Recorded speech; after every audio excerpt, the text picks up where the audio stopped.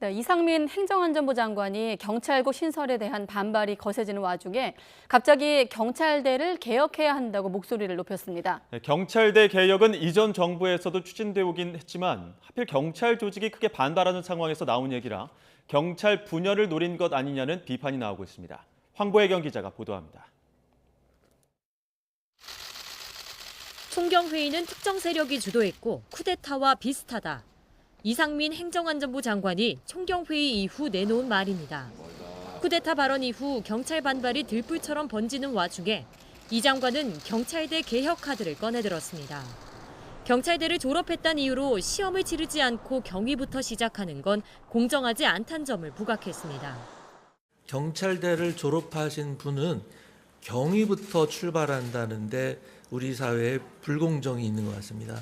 일단 이 출발선상은 맞춰야 되지 않겠느냐. 경찰대를 졸업하면 경위를 달고 예전엔 파출소장이나 일선경찰서 팀장급으로 배치됐는데 몇 년 전부턴 그보다 낮은 팀원으로 근무를 시작합니다. 현재 순경이 경위까지 승진하려면 보통 7에서 10년, 근속만으로 승진할 경우 15년 6개월이라 경찰대 출신과 비교하면 차이가 큰 건 사실입니다. 경찰 고위직으로 올라가면 격차는 더 크게 벌어집니다. 지난 6월 말 기준 전국 경찰 13만 2,400여 명 가운데 경찰대 출신은 3,200여 명으로 2.5% 수준. 하지만 일선 경찰서장급인 총경은 60% 이상, 이보다 더 높은 경무관은 73% 이상이 모두 경찰대 출신입니다. 경무관 이상 계급까지 진급한 비경찰대 출신은 단 3명에 불과합니다. 이 때문에 이전 정부에서도 경찰대 개혁은 주요 과제였습니다.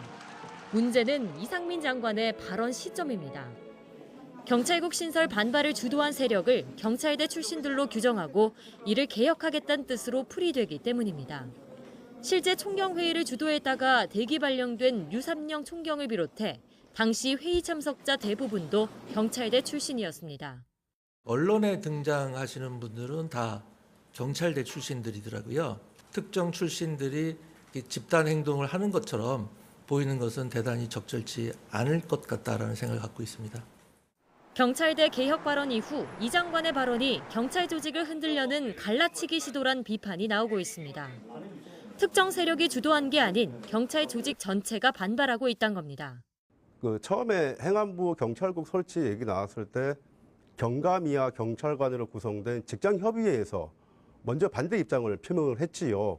총경들 회의는 그 이후에 이루어진 것이거든요.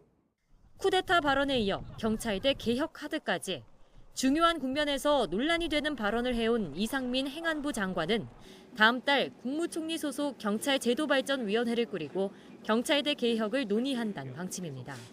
YTN 황보혜경입니다.